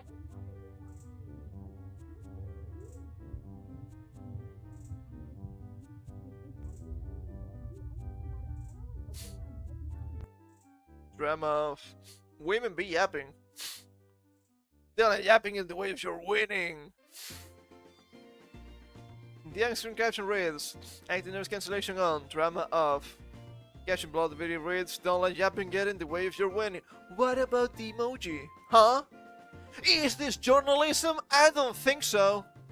So much for a quote. Apparently the video plays to an old-fashioned trope. An old-fashioned trope of women talk a lot? I don't think that's a trope, I think that's real. Stone deaf at a time when women make up a large portion of the global gaming community, including PC gamers, could probably do without a big brand wading in with a debit bid at their expense. Oh, it's just a joke, dude. It's just a joke. Do not get your punches in a bunch. What are you doing? Also plays on the idea that the gamers are a bunch of blokes that hate talking to their partners. How stupid can you be? How stupid can you be? No, I'm actually asking. It's not that they hate talking to their girlfriends, not just partner. That makes you look gay. It's that you don't want to get nagged by nonsense when you're playing your games. You're playing the game, you're playing the game. You're talking to the woman, you're talking to the woman. Two different activities. And you don't want to do those at the same time. Usually. Especially if the woman is talking about something that's not really relevant about what's going on. It's a case-by-case basis, I suppose. But still, if you're chilling playing the game, you're chilling playing the game. You don't want to hear the nagging, okay? Oh, but you didn't take out the trash. I said 5 minutes. You don't need to ask about 2 hours, right? Oh my god, so misogynistic. It's a fucking joke, dude. Get over it. Video was first published about 2 months ago. We're still live on Razor's official TikTok account as of today, October 23rd. Oh no. How dare they? You don't really care if it took you 2 months to know of this. I don't care about Razor. But I thought this was hilarious. Guesses have been most actively commenting in the video in the past couple of days, however. Comments such as, I just put my Razor headphones in the ping. Heart, it shouldn't be a broken heart. I guess with misogyny, it's insane. Oh boy. You just called the guy a bloke. What are we saying here? Well, guess I'm done with Razor after 15 years. Alternating female consumers is what work when nearly half of all gamers are women. Women be yapping, holy shit. Justified. The sort of comments are fitting into unrelated videos about Razer products. That's how I found out about the ad. I was watching a video about someone's cat having an adverse reaction to their new Razer Kuromi headset. One of the top comments reads, Mr. Sexist, by the way, I think you mean they're funny. I think you mean they're funny. I searched for these alleged sexism. Many videos on the topic were subsequently revealed to me. Some with tens of thousands of likes, nice bots. Many thousand more likes than Razor's actual ad. Razor's video hits in a little over 2,400 likes and 3,100 comments. That's a you messed up ratio, if I ever saw one. any in your audience for little to no gain.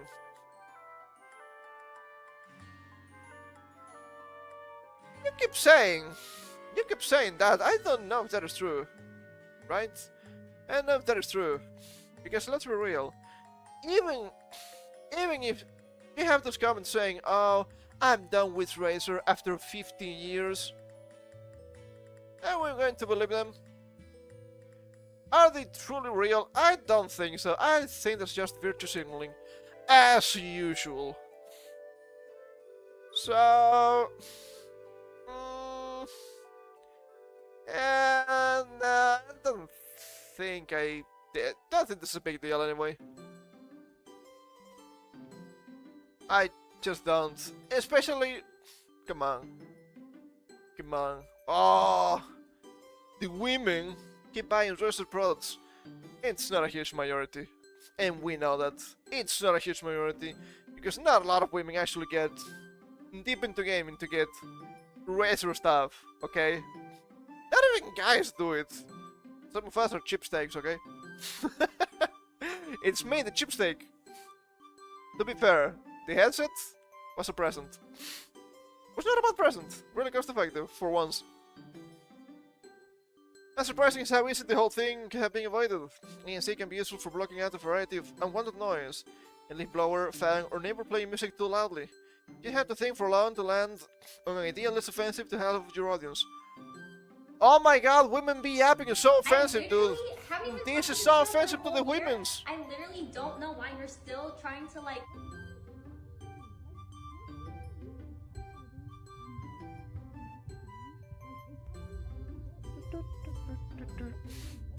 Also, we can see now that they have I literally haven't even talked to this 2,500 likes. I literally don't know why you're still trying. So, ratio failed. Congrats, you made a mistake. Oh, it's so offensive. Oh, Jesus Christ. You people don't have anything else to do in shows. As report published by the ESA suggests women make up 48% of the gaming market across 21 countries. Women play on mobile more than men, but make up for a large proportion of the PC and console population too. Yes, and we also seen the kinds of games they play. There's nothing wrong with playing those games. I don't think anybody that plays those games will call themselves, "Oh, a gamer," or being concerned with gaming as a whole. They're more like pastimes, and that's fine. I'm not saying otherwise. But do not kid yourself. Men play more puzzle, simulation, and arcade games than men, but they are not lagging far behind in the share of action, racing, and role-playing games. Cesspit of hatred and lies. Cesspit of hatred and lies. Why are you lying to me? Why are you lying to me? Racing was like 6% women. 6% women, it's not a lot. I guess role-playing games was kind of okay, because MMOs were like a third of the population. But new MMOs are kind of fast. Fantasy MMOs. Not sci-fi. Women make up a similar proportion of the gaming market to men. Women play more games in some countries, but the culture of gaming has been slow to catch up. Some people need to hear this, so I will say it. Playing games doesn't make you a gamer. There's more to that. Sure, maybe I can build a chair with some wood. That doesn't make me a carpenter, for example. Not because a carpenter is an actual job, but there are levels. That's what I'm saying. There are levels. If you played, I don't know, Tetris once, that doesn't make you a gamer necessarily. There's more to that. There's more nuance to the hobby. Agent Thomas, feel welcome in the boys club. We're playing on that idea to advertise noise cancelling headphones isn't going to help. I've contacted Razer for comments. Jacob Radley. Don't you creatures have comments? You people don't have comments. Why not? I just don't believe it. I just don't believe it. Are we sure this is a good site? I don't think so. I don't think so, man. What the hell? Oh my god. That's how they keep fucking with games. Oh, but gamers said no. You don't get to play that game. Gamers didn't say shit. People that play games said so. But that's not the same. Those are different things. I mean, I don't know. For example, I think this makes more sense, right? I might watch a sports ball match once with the friends because we're out having a drink, and that's what's on TV, for example. That doesn't make me a fan of the sports ball. I don't understand anything about the thing. See? There are caveats, there are nuances, and that's fine. To acting as if everything is the same is the big problem here. Real strange, but once again, easy way of fucking the hobby up. Okay, what is this? Ah, yeah. You can be gone. But there is more. There's more strange stuff going on with tech companies here. We also have this. Activision's patent sparks debate, prioritizing skins over matchmaking. Apparently this is a new patent they got. It's really strange. I only found Level Up talking about this, but this seems to be real. I'm not quite sure. I don't know too much about the site, so I'm taking everything here with a grain of salt. Also, can we? Oh, 9 mode, that's so much better. Activision's recent patent filing has raised eyebrows among gamers as it appears to prioritize in-game purchases like skins or matchmaking quality. It's all about selling you shit, as usual. This has sparked a heated discussion on forums since the news broke on October 23rd, 2025. In any conflict between avid players and the industry watchers. Context and significance. This development isn't fresh. Many users highlighted that this patent, allegedly filed a decade ago, reflects a trend many thought had faded. Wow, it's not new, what? Okay, alright. Comments indicate users are frustrated with game monetization practices, prioritizing profits over gameplay quality. Just think excuse to sell you shit! I keep saying also the mouse is a little bit fucky today, please understand. Tensions are running high. Some argued that the patent could limit what other developers can do. Mixed reactions among gamers. Critics are split on how to interpret this patent. Frustration with Activision. Many users expressed their disdain for Activision's business model. One remarked, another reason not to touch that rotten Call of Duty franchise. I mean, it's Activision, what did you expect, right? Hope for developer constraints. Others see it as a silver lining, suggesting that the patent might keep other developers from copying those practices. I don't know about that. It's good that they patented it. It prevents others from doing the same instead of one player. That's as I hope you. Could be worse, I guess. Telling for better times. A notable percentage for comments known for the days when gaming was primarily for fun, not profit. Video games used to be about having fun, and it seems like making money is the goal. Instead of one player, capturing a sentiment shared by many. Yes. I mean, I understand it's obviously in business. It's obviously a company that's trying to sell you a product. There's nothing wrong with that. I'm not saying otherwise. Of course, they try to sell you a product. The problem is that these microtransactions have become far too common, far too mandatory, and people allow it. And when I say people, I mean just the market. The market shouldn't allow that, because it's insanely predatory. Oh, look, you want everything from this game? How about you spend $600? $600 for a game that is actually bad? What are you fucking smoking, dude? I don't know what it is, but it should be illegal. That's a problem. That is the problem. I don't mind, in theory, DLC that has content. It is potentially good, but it's also being misused. Well, if we take 100% of the game, cut 20% off, and sell the main 80% for $70 as usual, and set the DLC for $30, now we made more money without working more. How about fuck you? How about fuck you? I need to make that video, man. I need to make that video as soon as possible. I wish to have the video for next week. I don't think it's gonna happen. I will do my best. Yes, sentiments and patterns. I don't think I like how they explain things here. Could be worse, I guess. The sentiment is predominantly negative regarding Activision's strategies, with calls for focusing on gameplay quality rather than cosmetic sales. Despite this, a handful of responses express a paradoxical hope that a patent could lead to better industry practices. No, because if the patent is not new, if it's a decade-old, as they say, it's something that has been happening, not just in Activision, so... yeah, it's not helping, at this point it's just copium. It's not looking at what's happening. Key insights. Patent concerns. Activision's newer patent highlights a focus on monetization over gameplay quality. Unlike others, this practice was reportedly established years ago amidst growing frustration. Isn't this AI? I've been reading fucking AI. Maybe I am. Community frustration. And I say that mainly because they have emojis here. That's really AI shit. Employees emphasize declining gameplay experiences due to profit-driven strategies. Many such cases. As the story unfolds, will other game developers heed the warning signs and focus on delivering quality matchmaking instead? Only time will tell.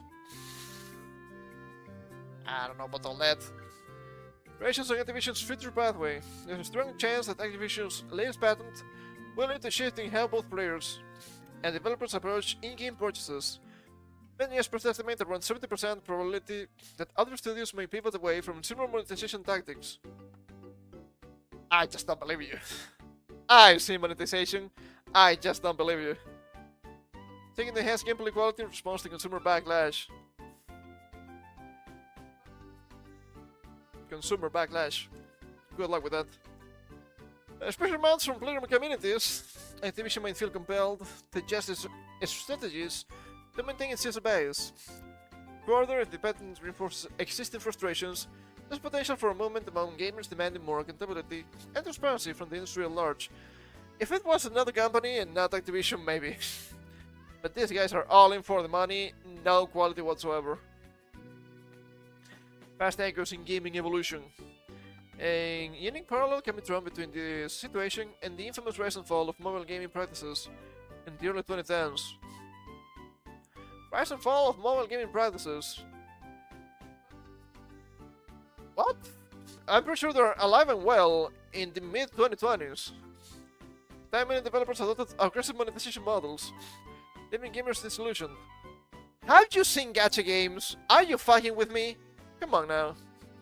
However, much like the current sentiment towards Activision, press eventually rallied against these practices, prompting a significant market correction. This led to a renewed focus on user experience, reminding us that consumer voices can be indeed reshape industries. The very tactics that once thrived might soon face reckoning if developers ignore public sentiment. This has to be AI. There's no way you believe this to be the case, because that doesn't represent reality. That didn't happen. The rise and fall of mobile practices? Are we looking at the same hobby? I don't think we are. Mobile games are alive and well. More alive and well than ever. And I could argue that gacha games are only getting worse. At least from my experience. Because they're using the Chinese model instead of the Japanese model. And I'm not talking about gameplay, I'm talking about monetization. Instead of having interesting bit mechanics like the Spark system, where you can just pick and choose from the banner something that you want if you roll enough, you have the dreaded 50-50s. I don't like that. I don't like that. I want to know, I need to know that I'm going to get what I want if I spend X amount of rolls, pulls, or whatever. And nowadays, it gets so fucking pervasive. It's literally everywhere. Oh, look at that! It's Blue Protocol! It's an MMO! It's a fucking gacha game reskinned. Congrats. What a bunch of lies. What a bunch of dirty little lies. No wonder people are killing games journalists on the streets. What? Only layoffs? Oh, not as exciting, I guess. What else do we have here? We're not going over the time today. Add this thing.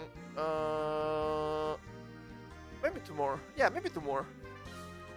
Talk about Devil May Cry. Speaking of games, speaking of good games, Devil May Cry creator thinks user experience more important to video games than pretty graphics. Yeah, no fucking shit, Kamiya-san. I thought it was well known, but at this point, who the fuck knows? But modern video game industry now unfortunately consider realistic graphics to be a significant indicator towards a given title's quality. Nothing has changed. It's been what? Almost 15 years. Nothing has changed. Ah, oh, look at that. It's so bad. It looks so bad. It has to be a bad game. Oh, look at this game. It looks so pretty. It's so good. You creatures don't know anything about video games. I want you out of my fucking planet by tomorrow morning. Or else. The main character creator, Hideki Kamiya, believes this outlook is antithetical to the medium's purpose of providing players with unique, especially fun gameplay experiences. Yes? Well, slow down, babe. That's not allowed. Drew Coombs. Wasn't this guy voiced by... I don't remember his name. Same voice as Game Masters. That guy that got cancelled because, oh my god, he got too spicy in the internet. Oh my god, he's questioning the poke. Ah, fuck off. Just fuck off, dude. The starring Japanese director, whose other stylish outings include Resident Evil 2, the Bayonetta and the Beautiful Joe series, and Astral Chain, offered his thoughts on the current video game ecosystem while speaking with Famitsu alongside its Screen Juice Dev Studio founder, Felix Shade, whose original shape-shifting-centric roguelite Morbid Metal is nearing its 1.0 release. Regarding their respective approaches to action game development. Ant and Trish, that's a beautiful job, right? Given the art style. I didn't know that was from the same guy, that's crazy. Oh my god, stop it. You foul demon. Be gone, do not. Fuck off. Centrifugal bonnet. Yeah. Yeah, good luck. Disappear. I don't want any of you creatures here. As mentioned translated by Deep L, at one point asked as to the key points she emphasized when creating action games. She took the lead and declared, creating something players will enjoy is the most important thing. What a fucking concept, am I right? For Marvel Metal, we were particularly focused on the combat elements, action speed, diverse combos, and the character switching mechanic were non-negotiable points. Also for everything we put into the game, action, character story, we placed the most importance whether it looks cool. I mean, this doesn't need to be photorealistic, but the art style is quite unique, right? And this is from the fucking GameCube. Art style over realism. I think that's a really good point. Agreeing with the sentiment, Kamiya then recalled how player consideration led to one of the Resident Evil series' most memorable quirks. I understand. I was making Resident Evil at Capcom. Excuse me. Kamiya served the system planner on the first game before being tapped to direct the sequel. We faced a problem with the original PlayStation specs. Going to another room inevitably caused the 6-second loading screen. 6 seconds, kind of crazy even back then. If we left it as is, players would stare at the blank screen for 6 seconds every time they moved rooms, which would ruin the game. So we racked our brains and came up with a solution. During the load screen, we only destroyed the door model and made it open with a loud clang. Even I've seen that. I've never played Resident Evil. I played a little bit of 4, but it doesn't count. User experience is truly the most important thing. Think about how to avoid ruining it is fundamental to game development. Following this brief trip down the zombie-infested memory lanes of Raccoon City, the head of the recently established Clover Dev Studio turned to more broadly expand on his assertion, explaining, another thing is, we're making a new game, and occasionally aim to invent and incorporate mechanics that can only be experienced in that specific game. That's kinda cool. That's really Japanese. Some Japanese games do that a lot. For example, in Bayonetta with Witch Time, where dodging enemy attacks slows everything down. In Okami, we included the Brush Stroke, where throwing with a brush affects the world around you. I want to say a lot of things about this. I think this is good. I think this is really good. I think this is the way to go when we talk about game development. The thing is, you could do this easily with the new Pokemon game, but they didn't. They just got Legends Arceus and they pretty much just butchered it. Which kinda pisses me off. They could have made much more interesting game than what it is. Even if you wanna go with a more action in real-time combat, you can make it much more interesting than what they did. It's truly, truly insane.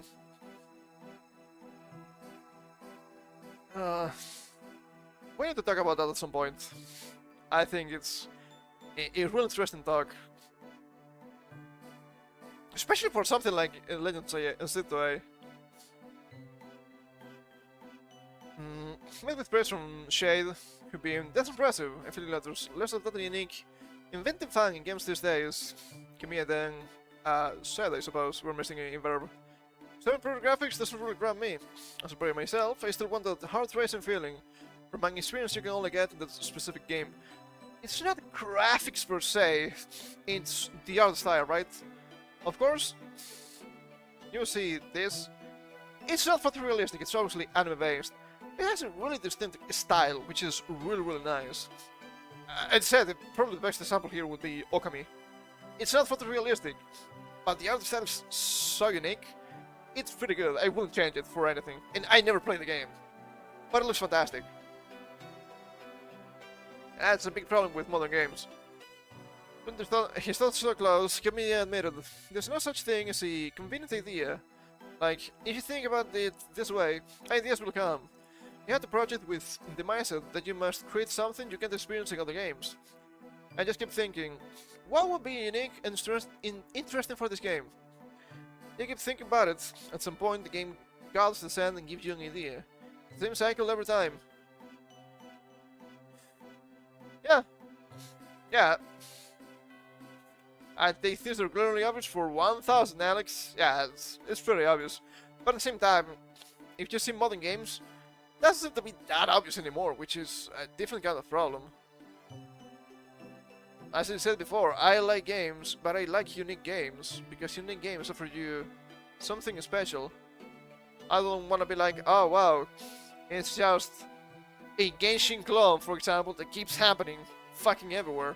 That's why I don't even want to bother with Blue Protocol. Oh, look at that. Is this another Genshin clone? It looks like it. Doesn't seem that great, in my opinion. And let's finish this for today with a little bit of more AI nonsense, shall we?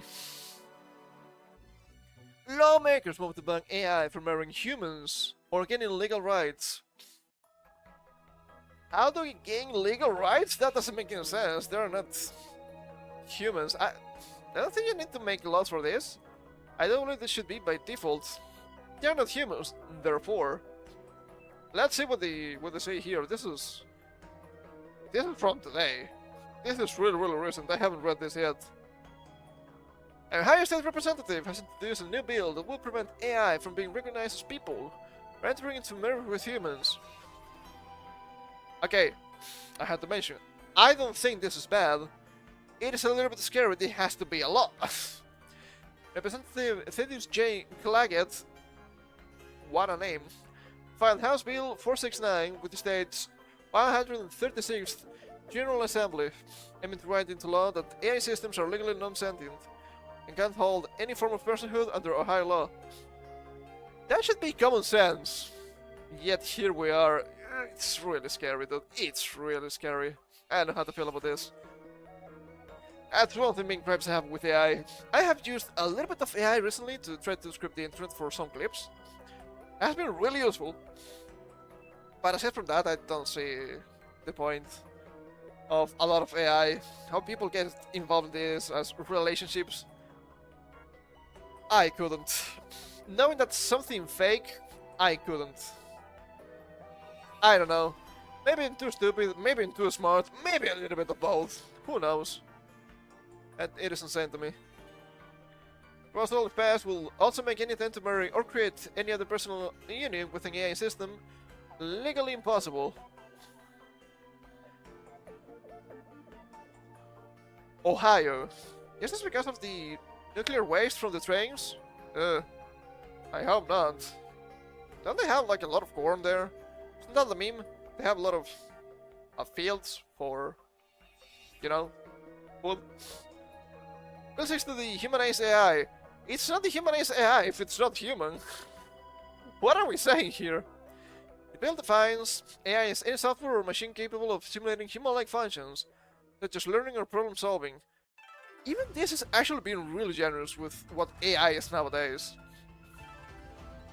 I guess it's actually simulating learning or problem solving because it's just trash in, trash out. It can be hilarious, don't get me wrong, but it's not actual learning, usually.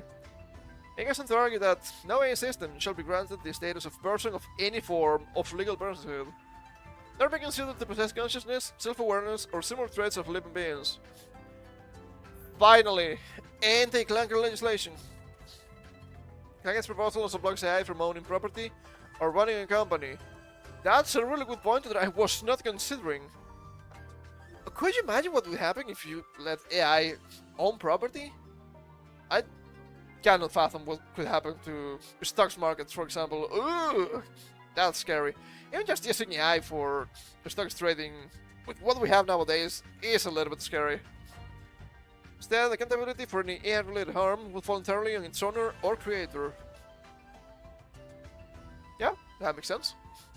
If the legislation were to be ultimately passed, Ohio's bill would make it one of the first states to outlaw AI personhood. How does this need to be a thing? It's probably the most insane thing once again, but oh my god, it's not that bad, right? Use of AI has become increasingly prevalent in the dating world. In August, the woman claimed to have gotten engaged with Twitter's AI chatbot Grok. Likewise, dating apps like Lovers allow those users to chat with AI characters instead of real people. I mean, having AI chatting, I don't think it's bad. But you need to be, I suppose, wise enough to understand it's just a machine. Also, I'm sorry, lady, but Grok has already a lover. He loves Will Stancil. There's no running away from Mecha Hitler, I'm afraid.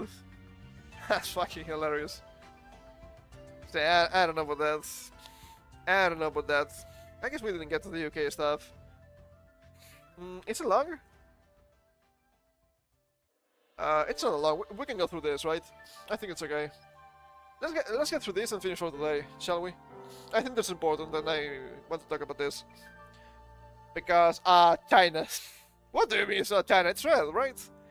UK expands Online Safety Act to enforce preemptive censorship for priority offenses. Meta's push for online safety drifts into the realm of digital pre-crime, where algorithms decide guilt before anything gets seen. Oh boy, don't you like Minority Report? You're living in it. But it's way more gay, more lame, and more annoying, and also more British. I don't like any of those. The UK government is preparing to expand the reach of its already controversial censorship law, the Online Safety Act, the OSA. With a new set of rules that push platforms toward preemptive censorship, the changes will compel tech companies to block material before users can even see it, under the claim of stopping cyber flashing and content encouraging or resisting serious self-harm. Oh, Keir Starmer, what the fuck is wrong with you? You don't know anything about the internet. Get banned. On October 21st, the government laid before Parliament a statutory instrument titled the Online Safety Act 2023 Priority Offences Amendment Regulations 2025. This legal mechanism, used to amend existing legislation without requiring a full new act, adds two additional priority offences, that's with the fucking bread bungs, to Schedule 7 of the OSA, encouraging or resisting serious self-harm, defined in Section 184 of the OSA. That's usually against TOS anyway, so they will get banned. If they don't, look, if somebody on the internet tells you to kill yourself, and then you kill yourself, it's your fault, okay? It is you who's killing yourself, not the other guy. The other guy's a fucking idiot, And he probably shouldn't say that. In some platforms, he probably should get banned. It's still your fault. Just block them, you fucking idiot. Server flashing. Threat from section 66A and 66B of the UK Sexual Offences Act 2003. If only it was 69. We were so close. By classifying this as priority illegal content under section 59 of the OSA, the government triggers the law's strictest obligations for online platforms. Section 10 of the Act lays out the steps companies must take to remain compliant. Steps that go far beyond traditional moderation. But this is a big problem, as usual. Because crime, I mean not crime, law, is never preemptive. It's always reactive. It's always, if you do A, you will get punished for B, or by B, or whatever. Probably kill that sentence, but please understand. Your action has a reaction. In this case is, you want to do something, and we won't let you. So much for their freedoms, as they keep saying. Fucking hilarious. Freedom my ass. Platforms will be required to employ preemptive censorship systems designed to prevent individuals from encountering priority illegal content. Priority illegal content.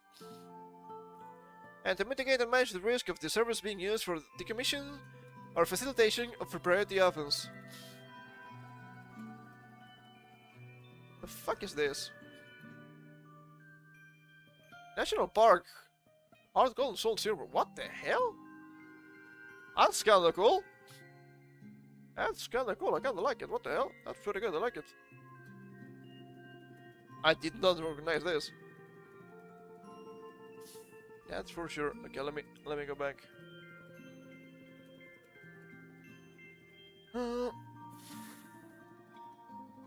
Okay, I was here. In reality, this means social networks, forums, and messaging services will need to automatically block or filter posts that algorithms believe might fall under these categories before they are even visible to the public. You can always get creative around the filters, so good job, good luck. There's a filter, so this is obviously censorship. Not surprising, it's the UK. This would require increased surveillance of people's online communication. Color me surprised. The Big Brother is watching. And it's not China. Well, it's also China, but the UK. It will also have to implement rapid takedown procedures for any content reported by users as potentially illegal. But the comply can resulting massive penalties. Fines of up to 10% of a company's global revenue, or 18 million pounds. That's around 23 million USD, I guess. Cables writer and potential service blocking by internet providers.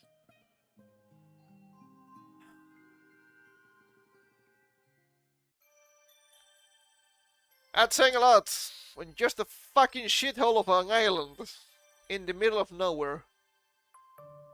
Most of these companies that will get affected, services that will get affected, are American. They're probably gonna tell you to fuck off with that. Since broad obligations virtually guarantee the companies will err on the side of open censorship. Why wouldn't they? That's a problem. But they keep pushing for more censorship after all, so what do you even do? But with multi-million-pound fines, many will likely suppress borderline or even thoroughly lawful speech. Like this is not happening already. Automated moderation systems in particular are prompt at misidentifying context, making it easy to imagine cases where post offering support or suicide prevention advice could be flagged as encouraging self-harm. Because these systems will never take into account context, which is a big problem. Because you could be quoting something in a criticism, and the system will be like, okay, but you said kill yourself. That's bad. That's not allowed. Even though it was in quotes because you were talking about how some evil guy was saying to kill yourself, right? What a fucking clown country. Maybe Nuking Japan twice was wrong. Maybe they had to nuke the UK twice. Oh, look at me, getting banned in the UK now, what a shame. As emerging is a model of online governance where private platforms are deputized as preventive censors under threat of severe financial punishment.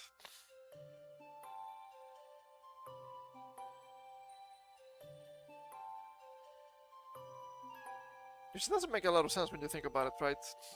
Because when you think about it, it doesn't make any sense for the government to make those kinds of laws. They're obviously, well, not censorship, that's obvious too, but what I'm trying to say, they're obviously an overreach of power from the government. Because why do I have to comply with whatever fucking censorship the UK wants if I'm running a social media from the US, for example? The thing is, you don't have to, right? Because with your First Amendment won't protect you from a censorship. The thing is, why would it be censored by the UK in the US, right? Or why would an American platform get censored inside of the UK? That doesn't make any sense. And it doesn't. They're trying to do that. We read about that the other week. It's absolutely crazy. The state intent may be to protect this from harm. The result is a legal framework that risks silence and legitimate discussion during the UK's digital public square into a heavily filtered environment, thereby government-defined categories of acceptable speech. Yes, I know, this is not new, this is not surprising. This has been going on for a while.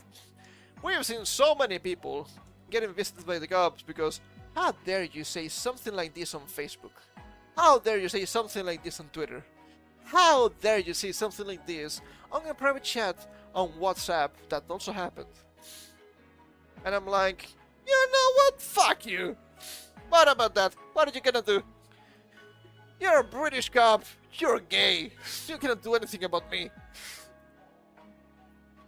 Even if I was in the UK. That's insane. They're probably the weakest people I've seen in my life. Bunch of women and fat guys. It's insane. What's going on? But this has always been the case. It's always been the objective. Just censor everything, just control the speech. Because we cannot allow people to criticize us. We are the good guys. We said so. And these people are complaining because we are just filling the country with infinite immigrants. How dare they? Do I need to mention the new case that happened in Sweden? Do I? We cannot deport that guy. The rape was not long enough. The rape was not long enough. You know what? I agree. We don't need to deport that guy.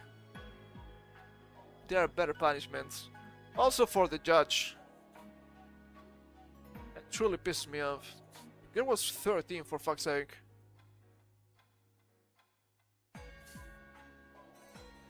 So much for the enlightened Europe.